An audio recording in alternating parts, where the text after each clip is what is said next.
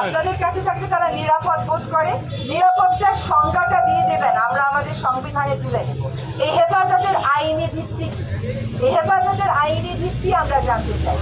আমরা আসবার আগে আপনারা এই 6 জনকে ছেড়ে দিয়েছেন বলে আমরা শুনেছি। আমরা এখনো জানি না তারা পরিবারের কাছে গেছে কিনা। তারা যেন মুক্ত পরিবেশে কাজ করতে পারে, কারণ ছেলে তাদেরকে বাসায় আটকে দিয়ে প্রহরায় রাখবেন না। তারা যে কাজটা করতে নেমেছে সেখানে কোনো অন্যায় তো নাই, কোনো আইন তো তারা ভাঙছে না।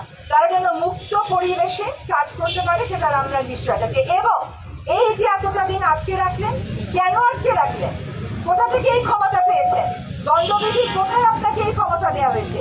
ক্রিমিনাল প্রসিডিওর কোডের কোথায় আপনাকে এই ক্ষমতা দেওয়া হয়েছে? সংবিধানের কোথায় আপনাকে এই ক্ষমতা দেওয়া হয়েছে? আমরা কিন্তু ওই 6 জনকে আপনারা 2টা গাড়ি করে নিয়ে গেছেন শুনবার পরেও এসেছি, কারণ এই সমস্ত প্রথার একেবারে চিরতরে অবসান হতে হবে। আমরা দেশের নাগরিকেরা দাসখত দিয়ে এই দেশে থাকবো না।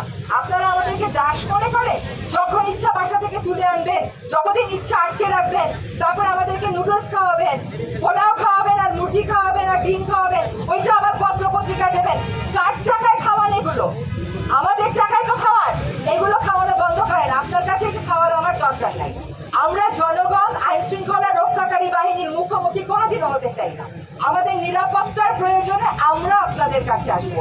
আপনারা আমরা অনিরাপদ, এই গায়েবী একটা আওয়াজ কোথা থেকে পেয়ে গিয়ে আমাদেরকে বাসা থেকে তুলে আনবেন, এই আইন কিন্তু আপনাদেরকে দেওয়া হয় নাই, এই ক্ষমতা আপনাদেরকে দেওয়া হয় নাই। আপনারা বাংলাদেশ পুলিশ হবেন, আপনারা Awami League police, BNP police, জাতীয় পার্টি পুলিশ হবেন না, আপনারা বাংলাদেশ পুলিশ হবেন।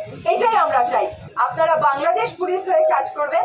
আপনারা কোনো শিক্ষার্থীকে আর আটক করবেন না, আর একটা গুলিও কোনো শিক্ষার্থীর বুকে, কোনো জনতার বুকে দেবেন না, এবং সকল শিক্ষার্থীকে অবিলম্বে মুক্তি দেবেন। ধন্যবাদ।